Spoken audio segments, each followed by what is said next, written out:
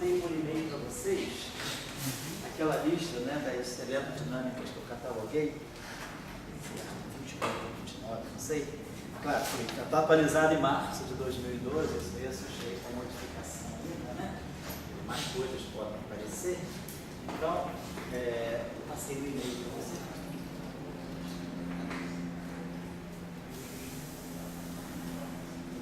Então, eu deixei o e-mail aí, a gente vai fazer o seguinte, vocês podem eventualmente, com calma, irem olhando algumas delas, algumas coisas que possam interessar a vocês. A gente vai trabalhar em alguns exemplos, tá? E aí o que puder interessar a vocês, a gente pode colocar no curso, da forma de trabalho. Eu trouxe um trabalho também interessante que saiu no ano passado, no Physical Letters, de um efeito bastante interessante de eletromagnetismo. Vale a pena vocês darem uma olhada. É um paper que saiu na positividade.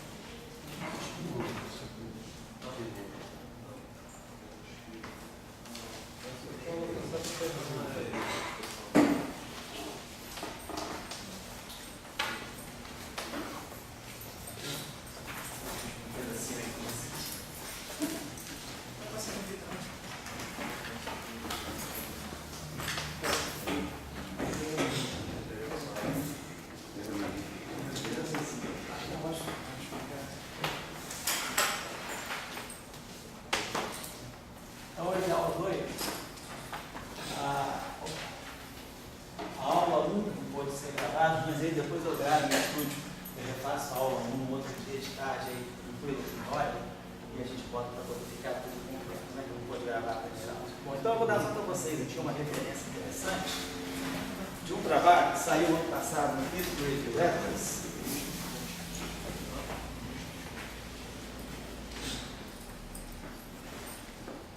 Sensei.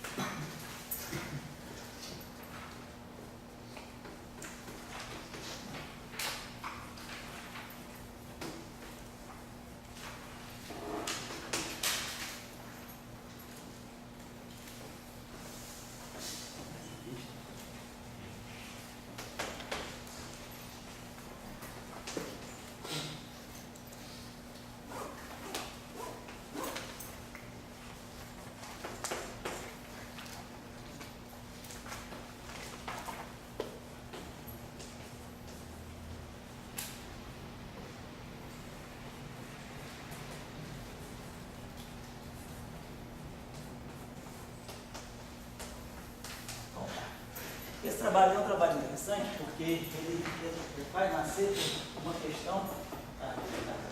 questão que é bastante interessante dentro da eletrodinâmica, que são esses efeitos de interação entre, no fundo, a luz e campos magnéticos, a luz e a matéria, né? Mas, por exemplo, tem efeitos, tem o efeito Faraday, que é quando a luz penetra no meio onde haja mas onde haja um campo magnético. Então, a interação de um campo magnético externo, ela influencia na própria luz, na propagação da luz e gera uma rotação do plano de polarização. Então, isso é uma relação entre luz, é uma relação magneto-ótica, é uma relação entre campo magnético e efeitos da luz. Depois tem aquele chamado efeito Kerr, que é um efeito com campo elétrico. É quando a luz penetra numa região que tem um campo elétrico forte, né? E também há uma mudança de índice de refração devido ao campo elétrico. Então, na verdade, o campo elétrico faz o papel de um meio, apesar de ele ser por energia, ele faz o papel de um meio. Depois, além desses efeitos, tem alguns efeitos mais que foram estudados depois, né? Tem o efeito Foucault, também, que é um efeito de birrefração, e tem um outro efeito aí, que é o efeito Cotton. Esse efeito Cotton é um efeito que tem um campo elétrico e um campo magnético ortogonais, campo eletrostático e um campo magnético ortogonais, e a luz passando aí. E aí também nós temos efeitos de polarização, de mudança de velocidade de acordo com a polarização da luz. Então, é uma classe de efeitos interessantes que aparece. Os efeitos? Não é o caso. Esse caso aqui já é um outro efeito. Esse aqui é o efeito magneto-elétrico. Então, nós temos o efeito Faraday, que é um efeito de natureza, vamos dizer, magneto-óptica. Então, isso aqui é interação. De 1842. Depois Maxwell retomou isso. Quem deu uma solução final para essa discussão foi o Maxwell, lá por volta de 1880, por aí. Então, o efeito Faraday, exatamente, ele começa já nos anos 1840, alguma coisa, e Faraday, o Maxwell dá uma solução para ele. Depois nós temos o efeito Kerr, que é um efeito também do século XIX. Não, todos esses efeitos, na verdade, são efeitos antigos. Esse resultado aqui é um resultado bastante louco. Por que eu estou colocando isso para vocês? Porque é um resultado que está precisando de um modelo para ser resolvido. É um problema em aberto. Tem a experiência, tem o lado experimental, agora está faltando uma boa teoria. Construir esse efeito Kerr. Tem o efeito Foucault. Eu acho que é CK. Eu não lembro se é CK aqui ou se é só um K.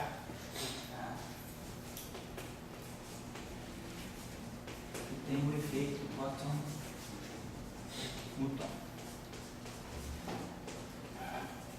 Então, todos esses são efeitos interessantes, né, que tratam da interação entre luz e um campo eletromagnético externo.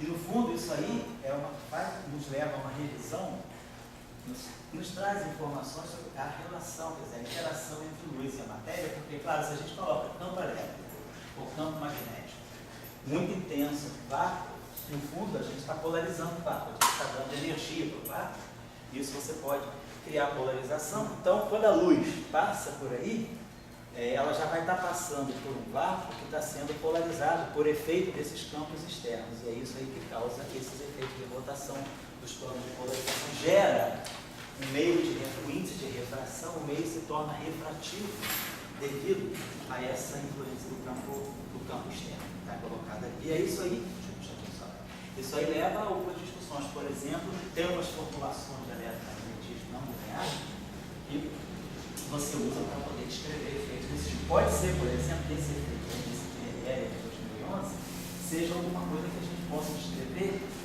no quadro de alguma eletrodinâmica não linear.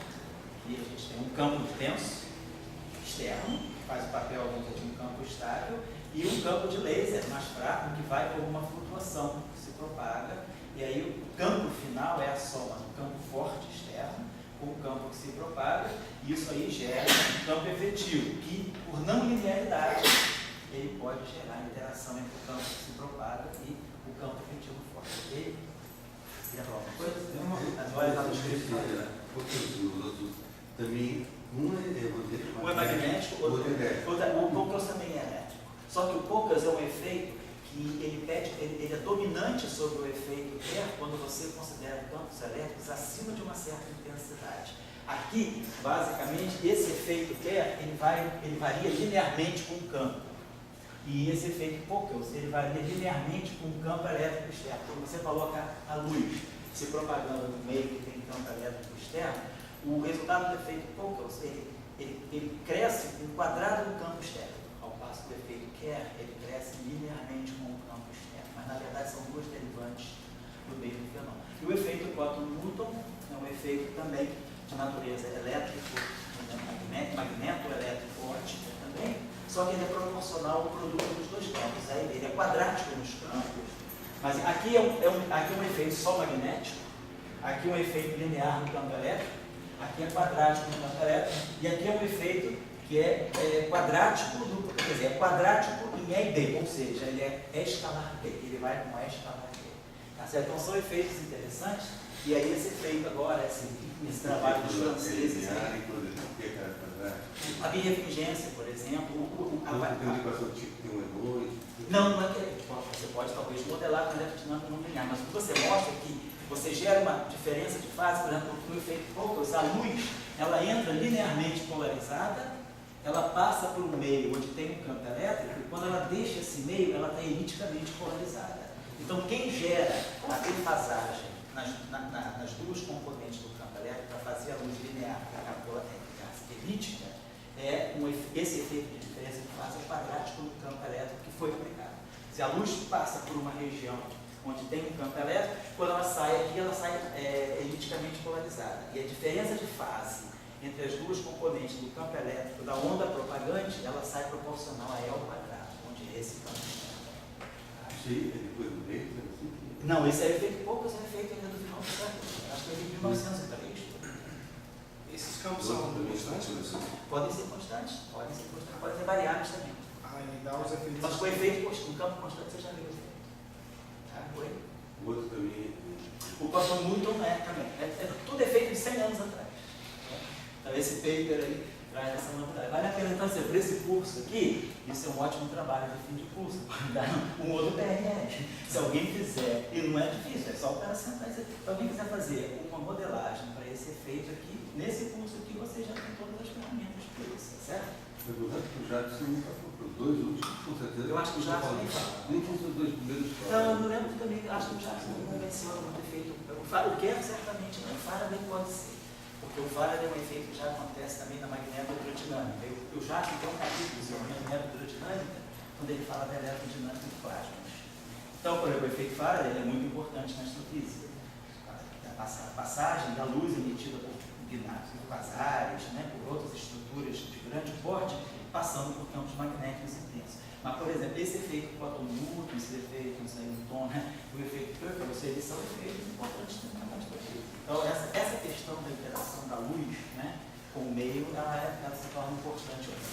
E isso é muito interessante porque a gente pode se perguntar, esses efeitos aqui, por exemplo, eles podem estar medindo também algum efeito de uma física além do modelo teórico. A gente pode testar a propriedade do eletromagnetismo novas. Deixa o Saulinho falar. Não, eu vou falar depois. Está impaciente. Você aguenta mais um pouco? Você diria que a Lagrangiana não é equação do movimento, tinha que ter algum universal. Alguma coisa,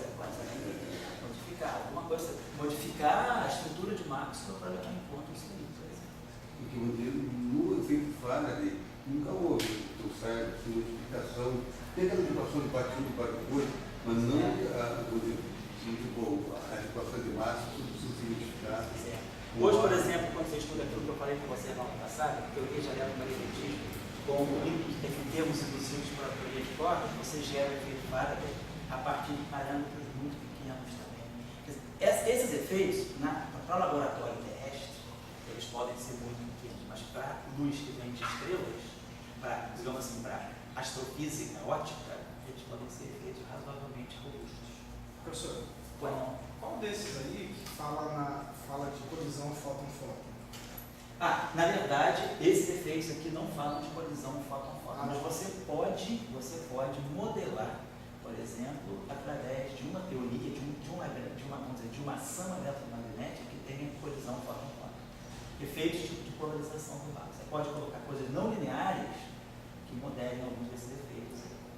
Eu acho que é a saída, inclusive. Fala, Sal. Eu até gostei, eu vi esse jogo assim. Tem um cara que sabe muito mais disso que eu.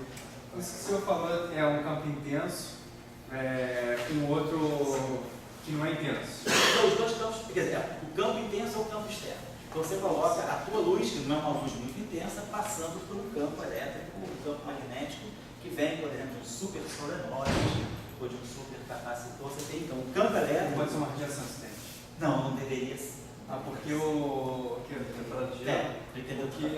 que o pessoal faz, por exemplo, quando trabalha acho que é com variáveis contínuas de posição, é fazer uma medida que chama-se homodinagem. Medidas homodinas que você tem um cristal, não linear, você coloca a parte quântica, digamos, do seu sistema sem fótons, Sei. coloca um campo clássico, no sentido de ser um campo em feixe intenso, um laser super intenso, Sei. e aí você faz o acoplamento das quadraturas dos fótons com esse campo intenso, e esse acoplamento se dá por não linearidade do cristal, e a partir disso você mede as quadraturas. E assim, esse acoplamento do campo intenso com o outro, a não linearidade já é bem entendida. Pois é, isso aí você pode modelar por uma não linearidade. Você pode pegar agora, qual teoria não linear é melhor para isso? Seria Born-Nifel? Seria Euler-Heisenberg? Seria uma teoria que vem de cordas, alguma teoria com a física além do modelo padrão que te coloca essa auto-interação? Qual é a origem da auto-interação? Então isso aí poderia servir para te fazer escolher qual é o melhor modelo não linear. Um livro legal para ver sobre esses efeitos, pelo menos o melhor que eu conheço, eu acho que é o do Salé. B de Salé. Então passa a referência para Passa o livro. A lista já está rolando, então passa o PDF para a gente, por favor. Para todos, tá? Não precisa passar para mim só não. Estou falando com o tempo, você já espalha para A gente já fez o câmbio daqueles livros. Já, né? Tá, aquilo ali uma pessoa me escreveu, aquelas coisas que eu mandei para vocês de tese, aquilo ali é só para futura referência. Quem quiser, tá? O Marido tem inclusive trabalho em Wallace, né? Sobre eletrodinâmica de Maxwell próprio. É um protótipo que alguém quiser seguir para poder fazer aquele mesmo estudo em outras teorias, né? Bom, então eu vou fazer o seguinte, eu vou começar aqui, só para a gente começar, assim, criar uma linguagem comum. Vou pegar o caso de Maxwell visual, mas vou querer já discutir com vocês alguns aspectos ligados a outros modelos, por exemplo, dentro dessas eletrodinâmicas. Por exemplo, tem uma eletrodinâmica física também, né? É interessante, a eletrodinâmica de Weber, tem muita coisa aqui. Essa eletrodinâmica de meio psiônico, que eu coloquei aqui, que é o que está se usando para descrever esses isolantes topológicos.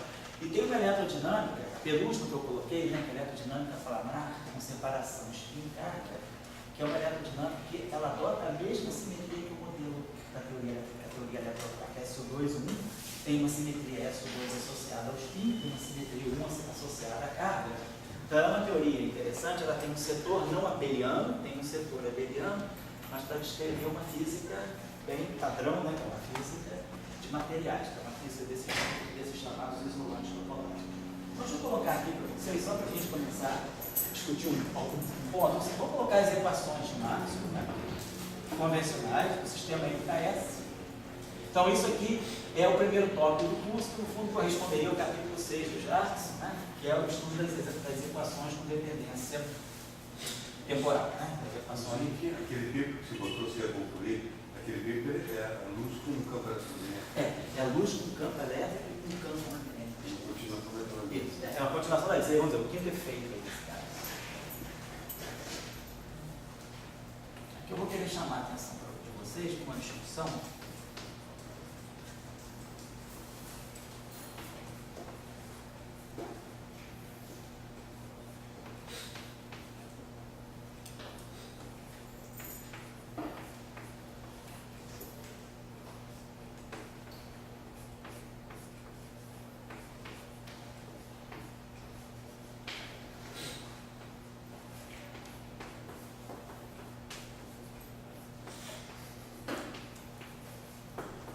Então, no estudo, né, na composição das equações de Maxwell, nós fomos encontrando, claro, a primeira coisa que a gente tem aqui é a conservação da corrente, conservação da carga elétrica, assim, conservação da carga elétrica, que é expressa por essa equação de continuidade, e a expressão dos campos, né, em termos dos potenciais.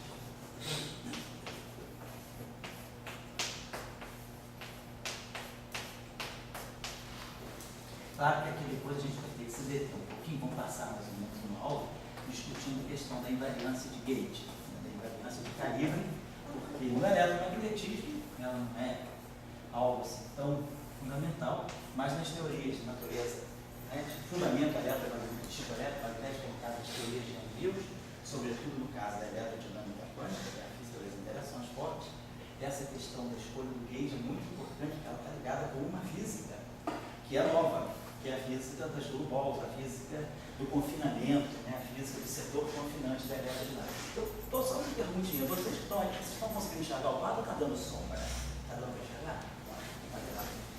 Então, beleza, tá aí. O que a gente pode tirar daqui? Então, as coisas mais óbvias que a gente tira daqui é, Primeiro, eu não vou nem refazer esse exercício, que é um exercício simples, todo mundo lembra. Tirar, por exemplo, o DDT dessa equação, né? E tirar o rotacional dessa equação aqui, aí ganha um rotacional de E, joga aqui, aí a gente ganha, quer dizer, que as equações de Maxwell no vácuo, né, com corrente nula, com carga nula, elas implicam que os campos satisfazem a equação de Ohm. Então, isso aí é um exercício imediato, né? Quer dizer, o D'Alembertiano de E é zero no vácuo, né? São as equações de Maxwell no vácuo, as equações de onda. Vamos adotar a notação aqui do D'Alembertiano. Depois a gente vai fazer tudo em notação covariante. Então, esse D'Alembertiano para nós aqui é 1 sobre C2 entre 2 menos uma equação. Então, os nossos campos satisfazem a equação de onda no vácuo. Então, isso aí nos dá aquela discussão da propagação de ondas livres no vácuo, das planos monocromáticas, o E, essa monocronais ao K. Isso tudo aí é coisa que vocês já conhecem, né? Vamos saltar. Depois, uma questão interessante que se coloca aqui é esse ponto aqui. Normalmente, na discussão da eletromagnetismo, nós nos centramos, sobretudo do eletromagnetismo clássico, obviamente, nós nos centramos na discussão do campo. Então, o objeto importante para nós são os campos aí. A pergunta é, o que é fundamental para o fenômeno eletromagnético? São esses campos ou são os potenciais? Os potenciais que geram os campos. Na lei, né, normalmente, o folclore diz aqui, quando a gente considera a dinâmica de uma partícula carregada num campo eletromagnético externo, a gente escreve a lei de Newton, né? A lei de Newton como uma partícula no campo eletromagnético externo, então nós colocamos aí que a força de Lorentz, né, é a força que governa a dinâmica de uma partícula carregada de massa no campo eletromagnético externo. E aí a gente fala, os campos são importantes porque eles dão força. Mas a pergunta é, numa descrição, mesmo da mecânica clássica, se vocês se lembrarem lá dos cursos de mecânica analítica, a gente já lembra que quando a gente escreve o lagrangiano, né, ou o hamiltoniano, a gente escreve o hamiltoniano de uma partícula carregada no campo eletromagnético externo, o hamiltoniano ele já tem uma forma que é E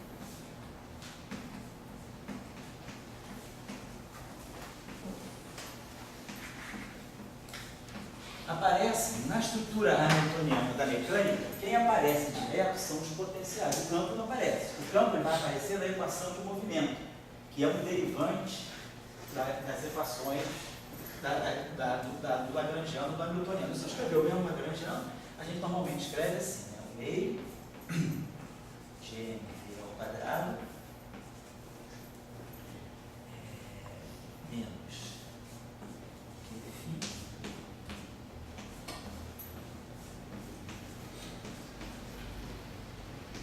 Então, se a gente escreve, né, em termos das coordenadas generalizadas, né, x, né, dx e a velocidade, ou aqui a gente escreve em termos do momento e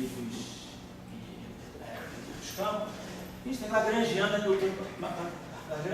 hamiltoniano não mostrando a preferência do campo, mas nos potenciais. Então, isso mostra para nós que já na mecânica clássica, a estrutura lagrangiana, ou a estrutura hamiltoniana da mecânica, ela nos coloca os potenciais como sendo objetos mais fundamentais ainda do campo.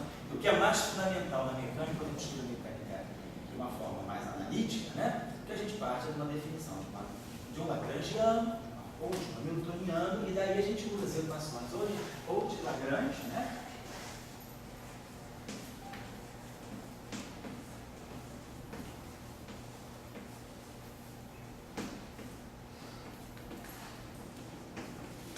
então a gente usa as equações de Euler-Lagrange, ou a gente usa as equações de Hamilton, né?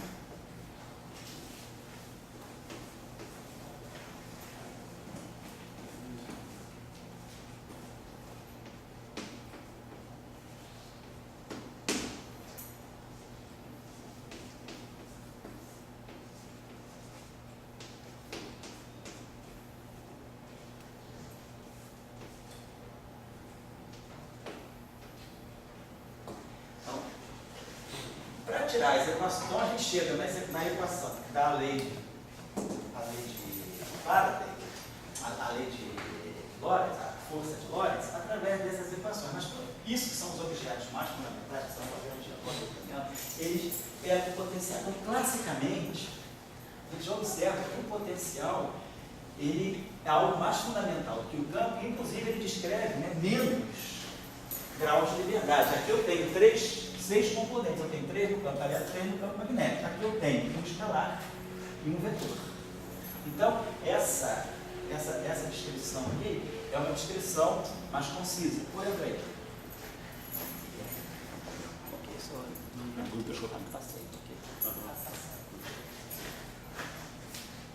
então, isso já mostra que mesmo a estrutura da mecânica clássica, ela de uma certa maneira já privilegia os potenciais.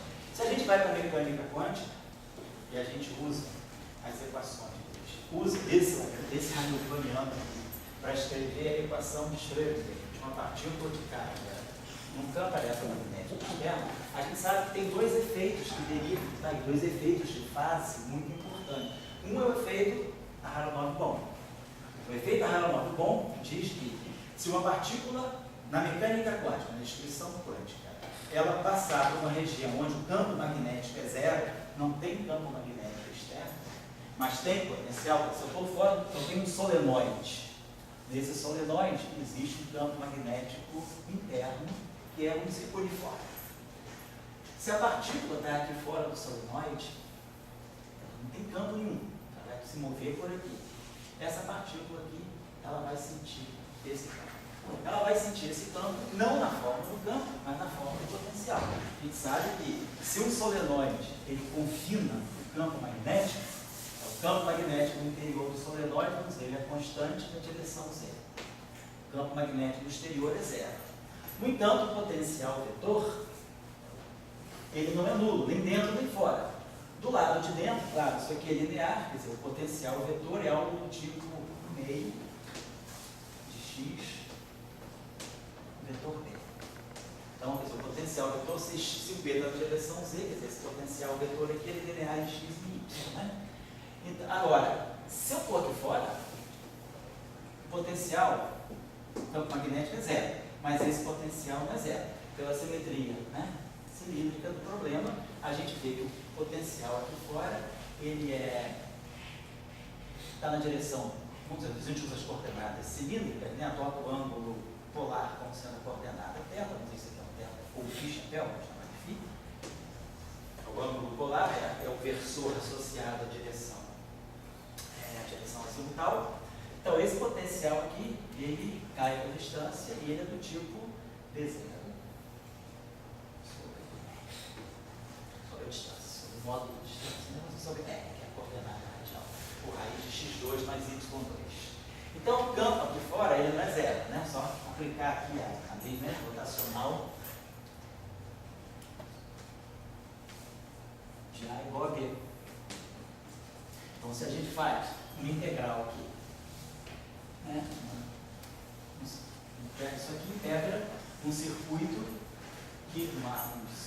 um círculo, né, que envolve o solenoide. Então, a gente sabe que o campo magnético aqui, por simetria, ele deve ser radial. Então, aqui eu devo produzir algo que eu tenho que decidir, vou colocar assim.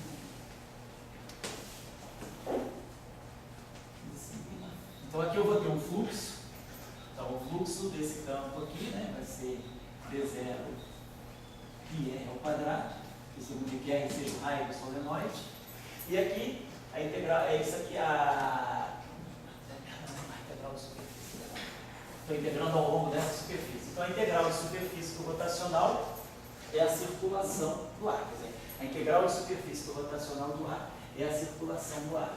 Então, isso aqui vai dar 2π vezes R, onde R é o raio desse círculo, essa distância aqui. Então, a gente vê que esse campo aqui, vezes R. Então, o nosso potencial, ele circula, né? Então, é um potencial assim, azimutal, e ele cai no universo. Então, o potencial que fora é zero. E é por isso que a partícula, do ponto de vista quântico, ela experimenta um fenômeno, ela experimenta uma força, vamos colocar assim. Então, apesar do campo ser nulo, o potencial não é nulo. E isso gera, como a gente sabe, o efeito Aharonov-Bohm, que é um efeito que, se nós colocarmos, né, fizermos difração de elétrons no meio, no meio do qual existe um solenoide, e as partículas, os elétrons que estão sendo difratados, eles não passam por dentro do solenoide, só na região externa, a gente percebe um shift nas franjas de difração do elétron, e esse shift está ligado à presença desse campo externo, está presando ao fluxo desse campo magnético. Então, se um elétron passa por aqui e o outro elétron passa por aqui, eles vão passar sempre por regiões externas ao solenoide, o padrão de interferência, de difração dos elétrons, não vai ser o padrão da experiência sem o solenoide. Ou seja, o campo magnético, o potencial magnético externo influencia na difração dos elétrons, e esse efeito chama efeito Harald-Bond. Análogo a isso, existe outro, esse efeito é de 1959. Depois apareceu, agora em 1994, foi detectado um outro efeito novo chamado efeito Harald-Caixa. Então nós temos o efeito Harald-Bond. É só uma pergunta. Mas não? A gente isso não significa que essa fórmula que eu mexi dois pontos não está faltando termo em cima? Não? Só antes de já para. Tá certo, fala aí. Aqui, como você meteu, não significa que essa fórmula do MX dois pontos aqui, estaria faltando um termo, mais termo, ligado ao ar? Se você fizer, você pode. Não, nada diz. Isso aqui é. Isso eu quero mostrar para vocês hoje. Como é que eu tiro a força de Lorentz? Se eu não soubesse quem é a força de Lorentz por experiências feitas previamente, tem uma força de Coulomb, depois tem a força pela lei de Biot-Savart. Então, se eu não soubesse das experiências que me levavam a deduzir, a construir fenomenologicamente uma lei de força para uma partícula carregada no campo magnético externo, como é que eu poderia, se eu recebo um conjunto de equações, não precisa ser equação de massa, se eu desse essas equações aqui para vocês, quando eu desse essa equação aqui para vocês, 1 sobre um parâmetro alfa aqui, a derivada segunda ao quadrado do campo, menos o laplaciano do campo, isso aqui atuando no campo φ, e existe aqui uma densidade. Então, isso é uma equação de campo. Eu tenho um campo, a dinâmica dele é governada por essa lei de derivadas, então a derivada segunda temporal é uma equação de Ohm, e existe uma fonte externa. Minha pergunta é, se eu tenho essa densidade aqui, é uma densidade de carga, é uma fonte para esse campo, que carga é essa? A gente pode ver depois. Então, suponhamos que aqui existisse uma carga pontiforme colocada na origem. Então, a pergunta é, uma partícula de carga, não vamos chamar de carga, esse campo aqui não é um campo eletromagnético, vamos chamar uma carga G. Então, se eu tivesse uma partícula com carga G, e essa partícula, ela interage trocando, quer dizer, o campo de radiação associado a essa carga não é mais um campo de radiação eletromagnética, é um campo de natureza escalar. Então, se essa partícula interage, então, vamos lá, uma partícula desse tipo, ela é fonte de um campo novo, de um campo escalar. E eu coloco uma partícula de prova nesse campo. Qual é a força que essa partícula experimenta?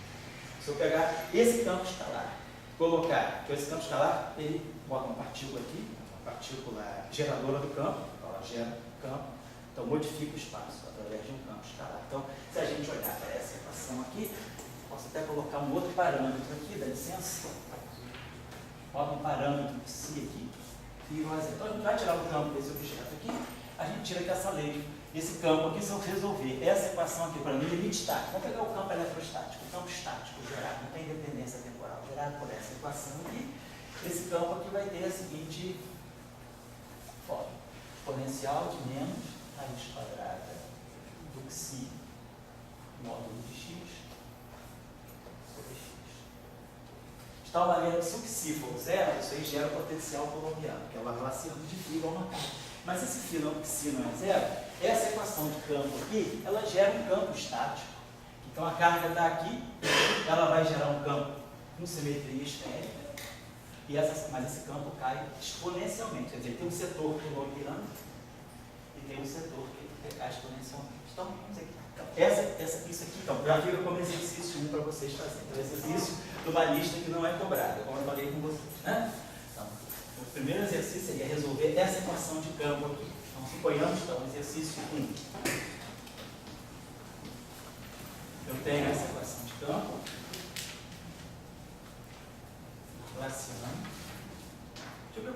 equação, mais um parâmetro psi, atuando no campo φ de x, é igual a uma carga colocada na origem. Então, resolvendo essa equação aqui, vocês devem mostrar, isso aqui deve dar menos g sobre g.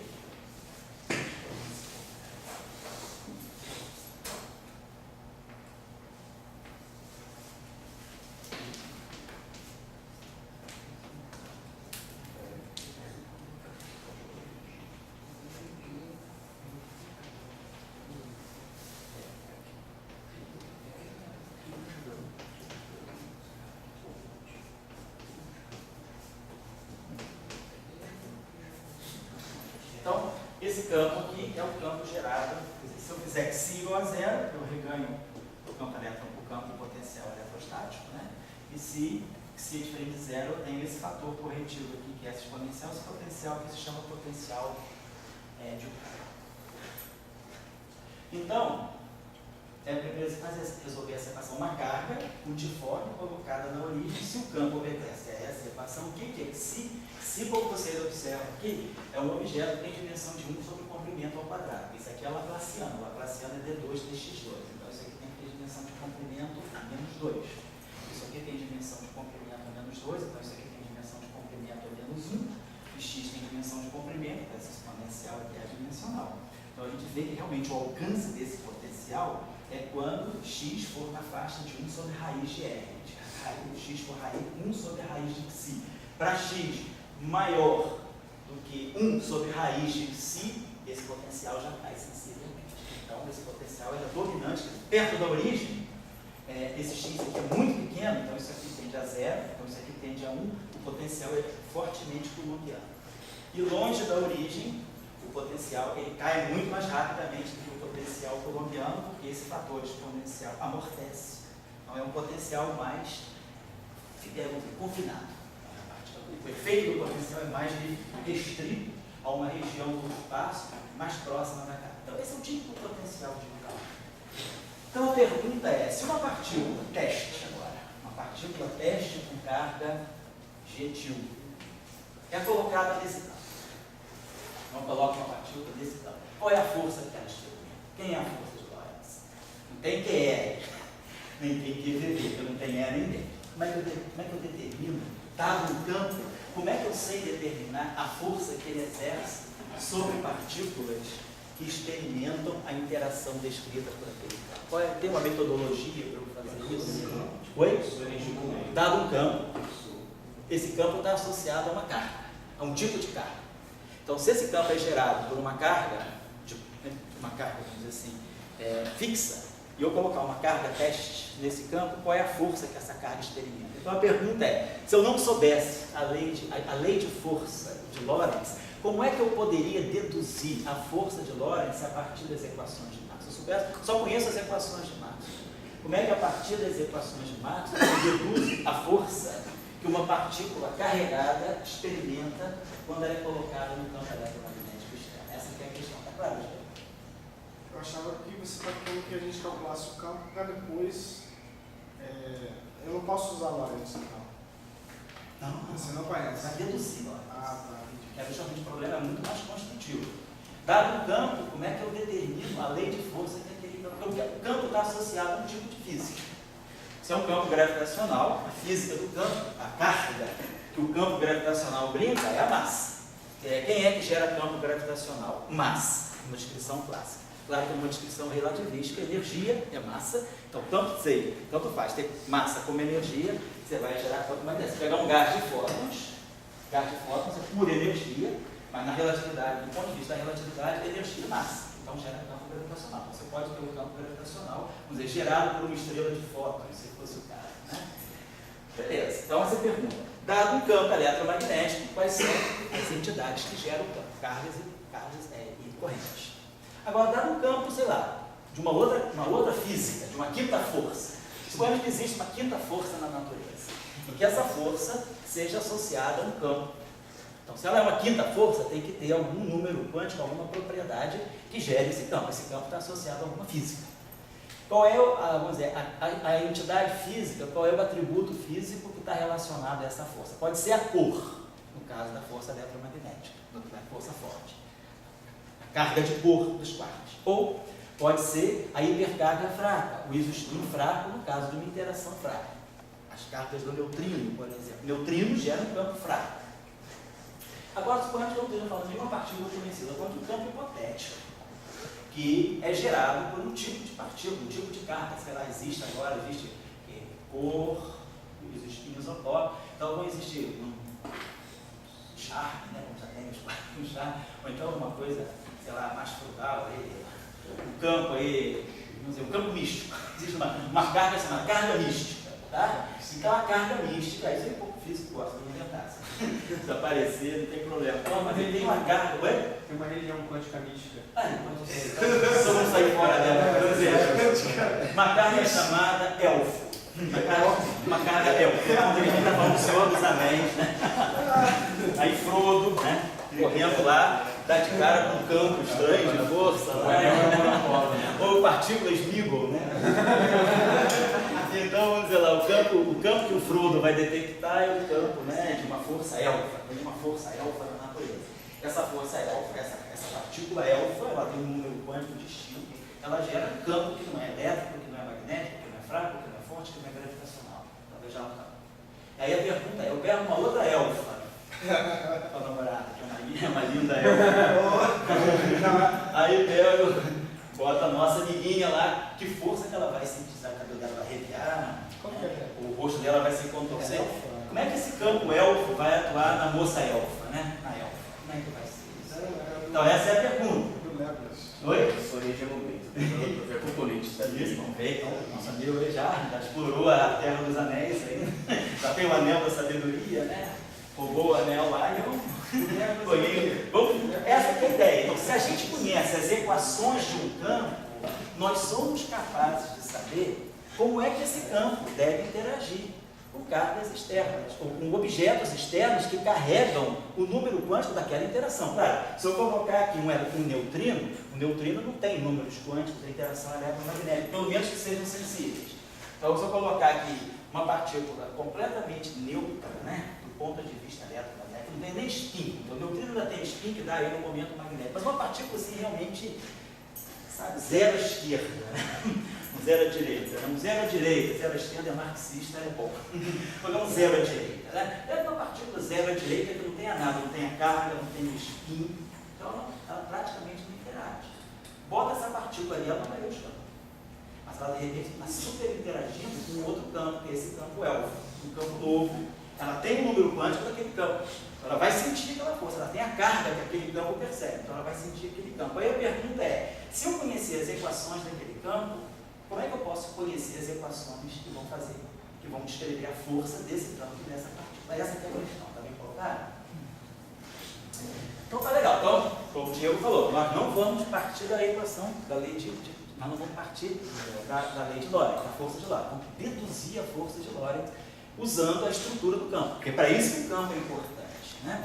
Porque imagina que vocês têm um quinto campo, uma quinta força, que aí está se procurando. Pode ser que exista a quinta força, pode ser até que o LHC venha daqui a pouco revelar para nós uma quinta força. Aí a pergunta é, eu não tenho experimentos para fazer como foi feito né, pela turma eletromagnética de deduzir força de Lorentz, né? A gente vai ter que deduzir pelas equações do campo que tipo de força esse campo descreve. E aí, para isso, a gente precisa do campo. A noção de campo, ele modifica o espaço e ele dá muito mais informação sobre a estrutura da interação que ele descreve.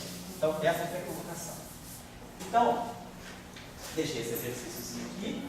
Podem fazer esse exercício e depois vocês vão entender como é que a gente faz. Então, a gente já sabe. Eu não vou também perder muito tempo com isso, porque eu prefiro fazer casos mais novos, mas vamos só para lembrar a vocês como é que a coisa funciona. Então vamos pensar o seguinte, fisicamente,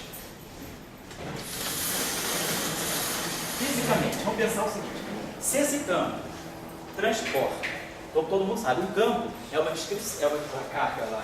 A carga é a elfa dominadora? É a elfa manda, né?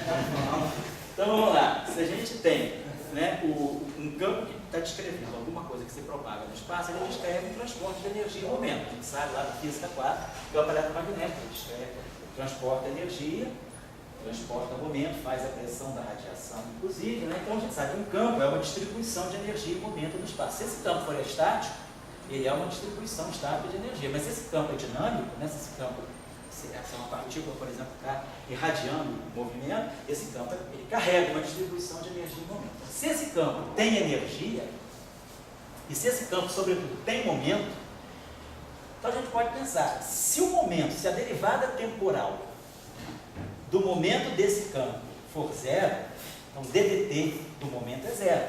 Então significa que esse campo é livre. Então, se a gente pegar aqui, vamos lembrar aqui como é que a gente faz para tirar, por exemplo, a descrição de energia e momento desse campo. A gente pega essa equação aqui, multiplica escalarmente por D.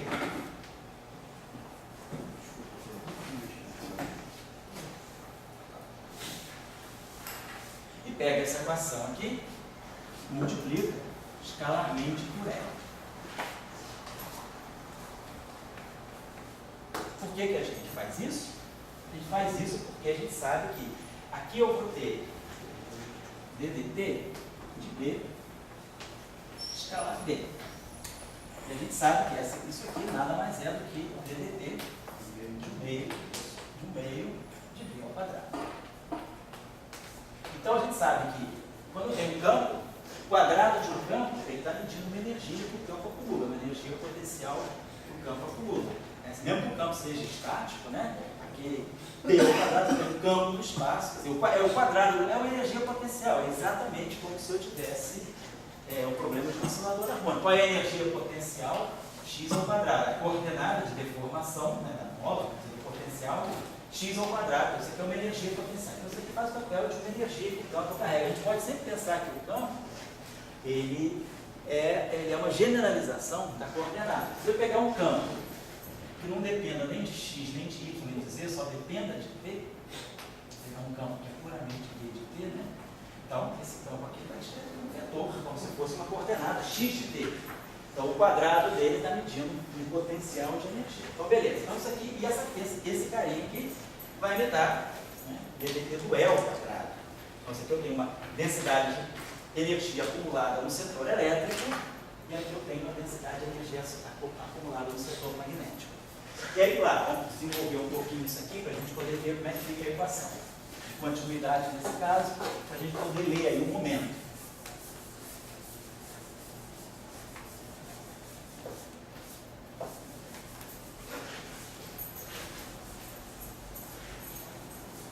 Bom, então pegando a primeira equação, eu vou produzir D escalar rotacional de E igual a menos meio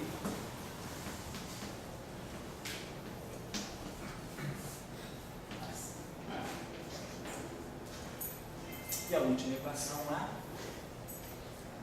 é escalar rotacional de E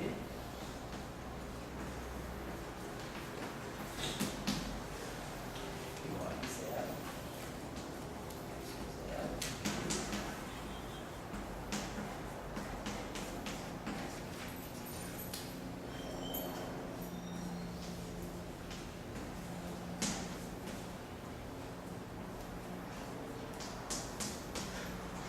Certo? Bom, a gente pode pensar o seguinte: suponhamos que eu some essas coisas, quer dizer, multiplica essa equação aqui por menos 1, vamos fazer isso. Multiplicar a primeira equação por menos 1. Então, esse lado aqui, o que está produzindo isso é um escalar rotacional de D. Menos D escalar rotacional de E. Então, a gente trabalha o lado direito. Vamos trabalhar só o lado esquerdo por enquanto. Vamos esquecer o lado direito por enquanto. Vamos trabalhar só o lado esquerdo, somando essas duas equações. Então, isso aqui é rotacional, né? Então, esse primeiro termo, isso aqui é um produto escalar de um vetor por outro vetor. Então, componente, isso aqui vai ser a componente I do campo elétrico e o rotacional de D é epsilon I J kappa derivada em relação a coordenada xj e bk. Esse termo aqui. E outro termo é menos bi e a componente i do rotacional, epsilon i, j kappa,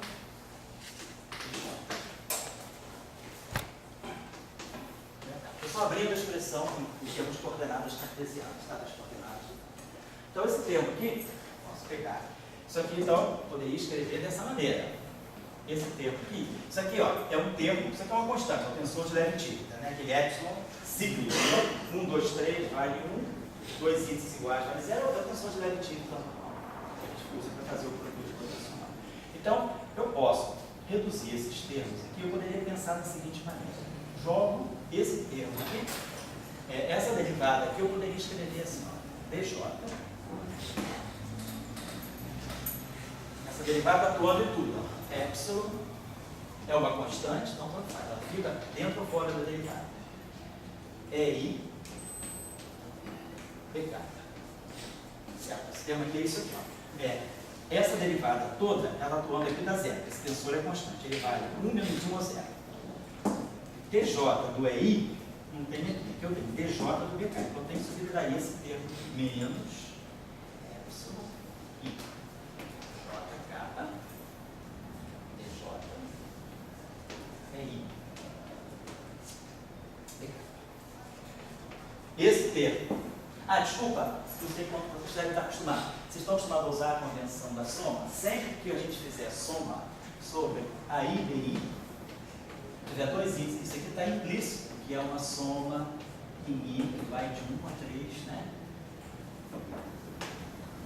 Já I e I. Isso aqui é o produto escalar de dois vetores.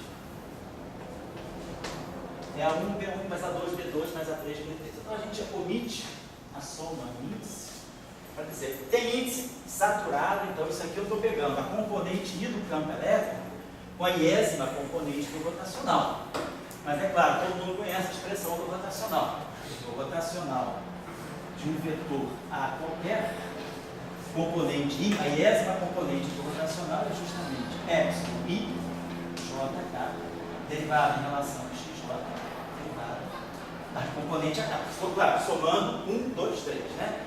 Se eu pegar aqui a componente 1, eu tenho que somar o j e o k, 1, 2 e 3. Como aqui já é 1, aqui nunca vai poder ser 1, vai ser 2, 3, 2, 3. Vai ficar D2 do A3. Se eu pegar o I igual a 1. E aí depois vai ficar 1, 3, 2, que é menos 1.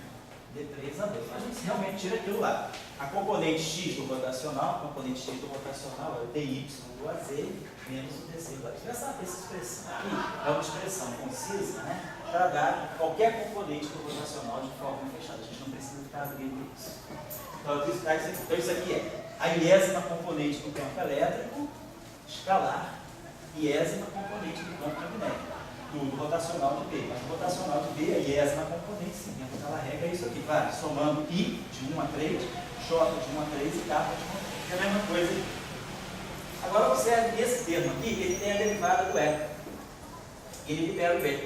Então vamos ver se esse termo aqui é só isso. Vamos pegar agora esse termo aqui, menos epsilon I JK B DJ. Então isso esse termo de ordem, posso trocar esse BI, trocar a ordem, isso aqui commuta, né? Posso trocar DJ por EK, vai ficar igualzinho quase ao termo B. Então, isso aqui, eu escrevi esse cara aqui sob a forma de uma derivada total menos a derivada do primeiro fator. E mantive esse termo. Agora, I, J, oi? A regra do produto aí. Isso, a regra de Leibniz, derivada do produto, primeiro vezes segundo, mais a derivada do primeiro vezes derivada do segundo. Só isso. Então, eu usei isso aqui para colocar sob uma forma de uma derivada. Por que eu estou fazendo isso, pessoal? Obviamente. Porque eu estou produzindo lá derivada de B2, derivada de E2. Então, eu queria ter tudo dentro de derivadas, porque eu quero tirar uma equação de continuidade.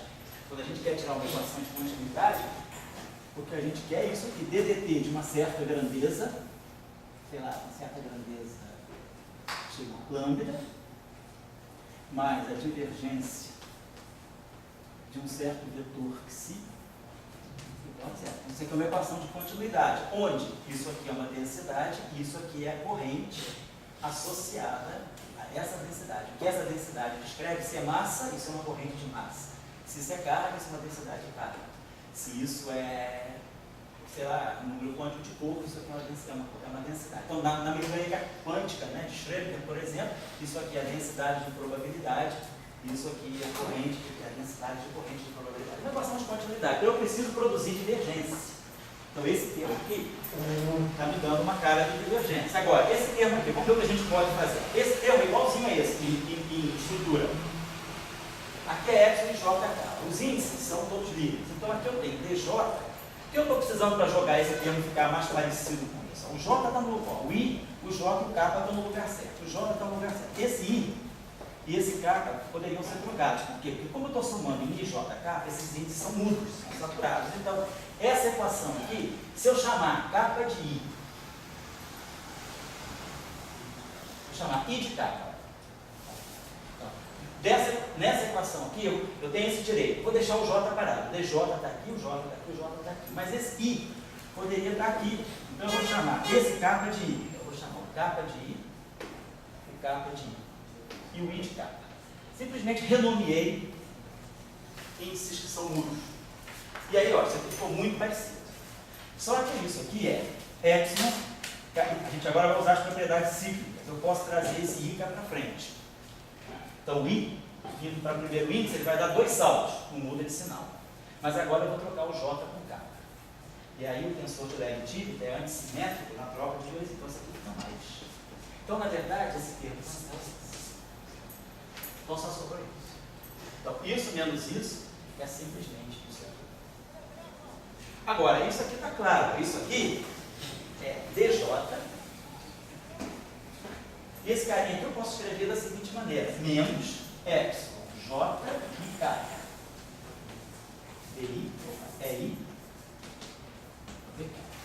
Simplesmente troquei a ordem do I com J, invocando a antissimetria do Leibniz. Então, ó, isso aqui nada mais é do que a J-ésima componente de E vetor B. Esse aqui é o produto vetorial. Isso aqui é E vetor B, componente J. E isso aqui é dj disso, dj da componente j de um vetor e a divergência. Então, essa equação que está ali nada mais é do que a divergência. Posso botar esse sinal menos no começo, isso aqui é menos a divergência de E vetor. Claro, o cara pode fazer isso usando aquelas expressões lá de rotacional, que não sei o que. Ninguém vai fazer nada disso. Nunca faça isso na vida, de ficar decorando, consultando expressão. Vou deixar uma expressão bem louca que vocês não vão encontrar em livros, vou ter que se virar. Não faça esse negócio de pegar rotacional de A vetor B, divergência de A vetor divergência de A, B, mas não faça essas coisas não. Usa sempre a definição abre, você faz qualquer exercício. Vou deixar um bem louco para vocês fazerem. Então, beleza. Então, esse exercício, esse lado esquerdo, então quando eu peguei isso, somei isso, na verdade, essa aqui, somando essas duas equações, o lado esquerdo unifica menos a divergência de E vetor B. Então, eu fiz isso, eu peguei essas duas equações, somei. Então, isso aqui me deu menos a divergência de E vetorial. Foi não? Por que menos? Entendi o menos. No menos foi daqui, ó. Quando eu troquei aqui, ó, porque tem esse menos aqui. Agora, isso aqui nada mais é do que a J-ésima componente do produto vetorial de E com B. Esse menos vem porque aqui eu tinha IJ, eu troquei JI. Tá? Então, era isso aqui, IJ. Aí quando eu troquei o J com I, eu quis que esse J acompanhasse esse para poder formar justamente a divergência. Tá certo? É só uma antissimetria do tensor de Leibniz. Quem tiver dúvida dessas coisas, que não é proibido, tá? Fiquem tranquilos, vai anotando que sábado é a aula do tudo que eu tinha vontade de saber, eu tinha vergonha de perguntar. Vocês conhecem esse filmezinho do Darwin? Tudo que eu queria saber sobre sexo, mas sempre tinha vergonha de perguntar. Ah, aquele filmezinho interessante do Darwin. Então, tudo que eu queria saber sobre essas coisas, mas tenho vergonha de perguntar em público. Então, sábado a aula é uma aula de faxina, tá? Uma aula de dívidas. Então, se alguém tiver dúvida disso, não tenha vergonha. A hora de aprender agora, que eu tenho uns truques aí que eu prefiro passar, do que o cara ficar coletando toda hora sabe, manual de tem que ter a tábua de tabela de leis, rotacional, não precisa fazer nada disso. Imagina que você está num ônibus querendo fazer um cálculo e você não tem nada na tua mão. Só tem um guardanapo que te servir, não o sanduíche. Você pode fazer um monte de cálculo com guardanapo.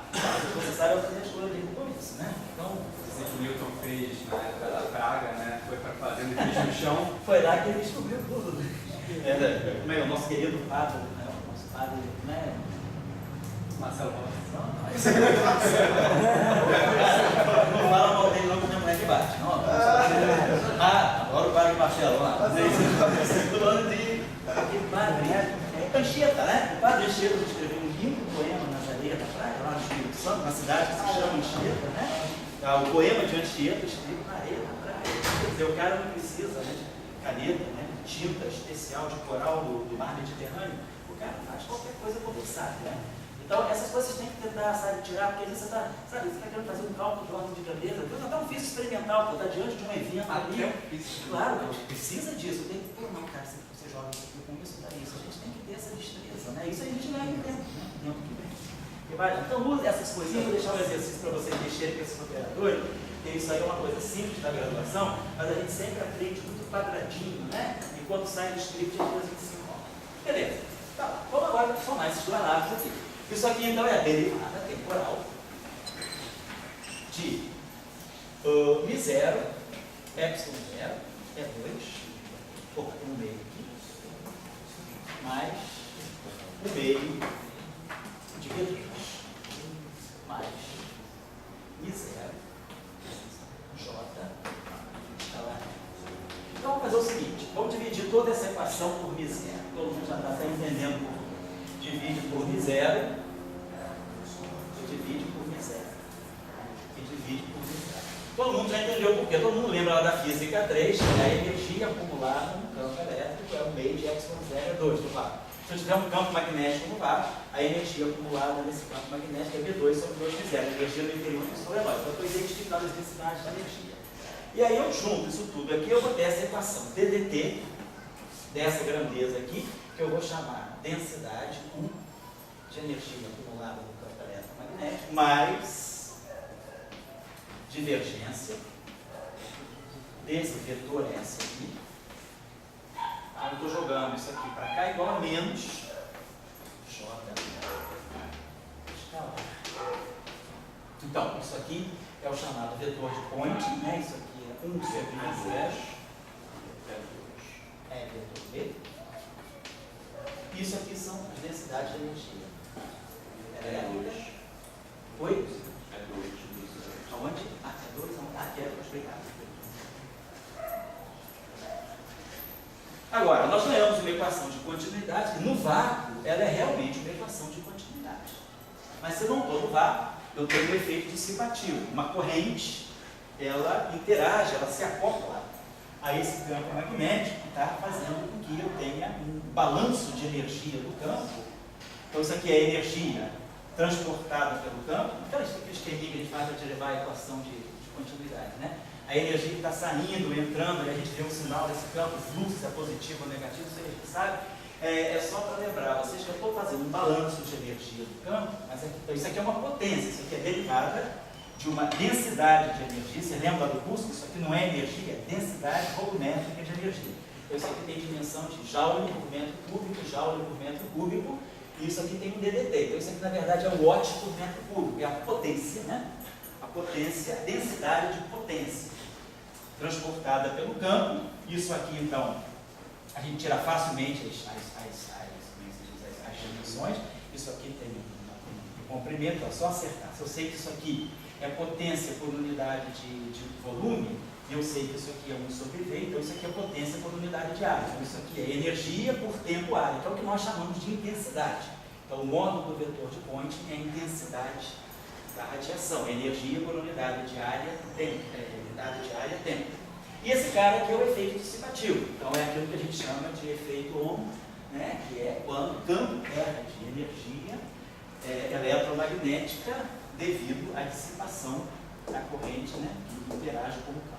Mas se eu fizer no vácuo, isso aqui é zero, não tem corrente, eu estou supondo a equação radiação livre. Se a radiação é livre, então a densidade de energia e a intensidade, o momento do vetor de Point, daqui a gente tira a pressão de radiação. Você deve estar lembrado lá do curso de Física 4, né? Que a gente tira a pressão de radiação, pegando aí uma onda, que a onda se propaga na direção K. E B são ortogonais, você tem uma onda ali, então E e B são ortogonais, a onda se propaga assim. Então eu tenho que EB está na direção da propagação, é o que vai dar o momento, né? Que vai fazer justamente a pressão da radiação. Beleza, isso aí está feito na tese, na monografia do Wallace, que ele faz essa discussão para Max Proca, e você tira lá a expressão, né? Como é que se o fóton adquire massa, como é que fica a pressão da radiação. Então eu tenho fótons massivos interagindo, então o fóton, além de ter momento e energia, ele tem massa. Você faz uns cálculos lá para saber a partir de que comprimento de onda essa pressão de radiação, o efeito da massa do fóton pode ficar. Então isso aí está na monografia do Wallace, quem quiser dar uma olhadinha lá, não vou tocar isso. Bom, então vocês estão observando o seguinte, o campo tem momento. Agora, se eu quero estudar a variação, temporal desse momento, se o campo agora perde momento, é porque ele perde momento sob a forma de força. dP/dt é F, é a força. Então, a estratégia para eu saber que tipo de força esse campo pode fazer numa carga é justamente pegar as cargas e as correntes que estão aqui, verificar como é que vai ficar o efeito. Se eu agora pergunto, se o meu campo carrega essa densidade de momento, né, que é o vetor de Point, quem é o ddt do S? A minha pergunta é isso aqui. Se eu fizer isso aqui, eu estou no fundo, a variação tem que estar ligada a algum tipo de força. Você deve ter uma densidade de força. E aí, se o campo está perdendo, se ele está perdendo o momento, é porque ele está fazendo força em alguma coisa. Está trocando momento com alguma coisa que seriam, por exemplo, as partículas e as correntes. E aí a gente pode se perguntar. Com isso a gente vai poder ler através dessa expressão alguma coisa que nos leve à força de Lorentz, que é o que vai dar a força que um campo faz numa partícula. Entenderam a metodologia? Fala. Professor, a pergunta é muito idiota, você acabou de falar, mas me deu um branco. O que é? Por que o DDT é uma densidade de força? É a variação da identidade da... O que é a variação da intensidade no tempo? Não, porque isso aqui, no fundo, isso aqui é momento. Se você pegar aquela intensidade, aquilo ali é Joule por segundo metro quadrado. Né? Joule é Newton vezes metro, não é isso? E aqui eu tenho S ao quadrado. Né? Então isso aqui está me dando alguma coisa, tá certo. Tem uma unidade da corretinha. Né? Isso aqui é densidade de energia, isso aqui é Joule por metro cúbico, está certo. Então, Joule é Newton vezes metro, então seria a força. Vamos ver aqui, se eu botar metro cúbico aqui, vamos dizer assim, a gente botaria um metro ao quadrado, né? A inteira tem que... Quer dizer, não é bem a densidade de força, a gente vai ter, deixa eu ver, a gente vai ter alguma coisa que vai ter a densidade, quer dizer, a partícula, a carga, e eu devo ter campo, né? Vamos fazer a unidade direitinho. Deixa eu apagar isso aqui um instantinho. Não vamos fazer só análise dimensional agora, vamos fazer análise dimensional. O que eu estou dizendo é o seguinte, isso aqui está associado ao momento transportado pela mão. Vamos colocar assim. Desculpa. Momento I, Não, isso é só J. Isso, desculpa. Isso aqui é Joule por segundo, não é isso? Metro ao quadrado, é isso? Certo? Que é isso aqui. Energia, Joule por metro cúbico. Então, tem Joule por metro cúbico, DDT disso, então 1 sobre segundo. No outro termo é divergência de S. Então, divergência é 1 sobre metro, S. Então, a dimensão de S vai ter que ser Joule por segundo metro ao quadrado. Tá certo, é potência, né, por metro ao quadrado, é intensidade. Agora, vamos relacionar isso aqui com o momento. Então, Joule é quilograma, metro ao quadrado, por segundo ao quadrado, certo? Joule é Newton vezes metro. Newton é quilograma, metro por segundo ao quadrado. Vezes metro, ganha outro metro ao quadrado. Então, isso aqui fica sobre segundo metro ao quadrado. Então, eu estou querendo dizer que isso aqui está relacionado, né, ao momento. Então, o momento é quilograma, metro por segundo. Vou colocar assim. de metro por segundo, aqui tem segundo ao quadrado. Então, aqui ficou segundo ao cubo. Deixei esse segundo aqui, deixa esse segundo ao quadrado aqui. E aqui eu tenho esse metro, e aqui eu vou deixar metro ao quadrado. Fica metro. É isso sim? Então, isso aqui é momento, né? Isso aqui é segundo ao quadrado. Então, eu tenho uma fração, eu tenho alguma coisa que tem momento sobre aquela unidade ali. Então, quando eu tirar o DDT dessa grandeza aqui, quando eu tirar o DDT disso aqui, eu vou estar, na verdade, tirando o DDT desse momento. Então, isso deve ter alguma relação com a força. Eu estou relacionando momento com força. Derivada do momento com força. É isso que eu estou querendo dizer para vocês. Então, vamos fazer esse cálculo aqui antes do intervalo, que dá para fazer rápido. Essas equações nós vamos precisar. Deixa eu apagar isso aqui. Vamos fazer isso aqui rapidinho só. Usando um pouquinho, eu vou deixar depois um exercício para vocês. Vamos lá, então eu vou tirar DDT dessa grandeza. DDT de 1 sobre M0, vamos deixar 1 sobre M0, é vetor P.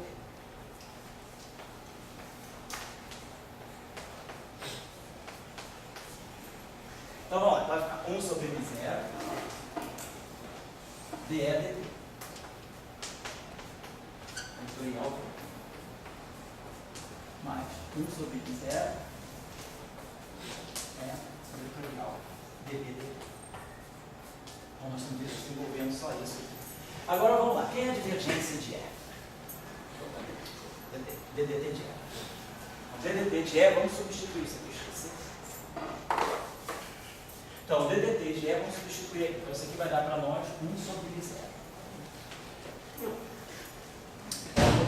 Pegar isso aqui isolado, porque 1 sobre M0 é Y0, então vai dar 1 sobre M0 ao quadrado, Y0, certo? Rotacional de B.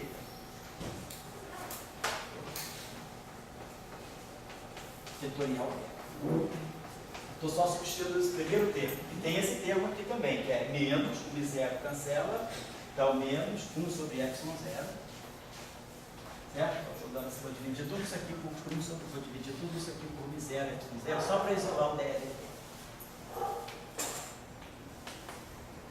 Certo? Então, aquele DLT lá fica 1 sobre M0, Y0, rotacional de B, menos 1 sobre, tem esse M0 aqui, que já está pronto aqui, e aqui eu vou ter M0, Y0. Tá? J vetorial.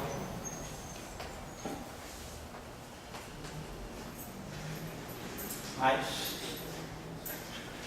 1 sobre M0 é vetorial. Agora, dBdt é menos o rotacional de E. Então, vetorial rotacional de E. Certo? Quem está prestando atenção nos meus sinais? Oi, André. Agora eu estou em frente do maior físico matemático do Brasil. Estou até ficando com vergonha de falar. Do you understand me? You know that I'm not kidding. E aí, Carlos, tudo bom? Você já causou rico nisso, todo mundo te olhou para trás, então Todo mundo sabe que é você. Se quiser fazer propaganda da escola.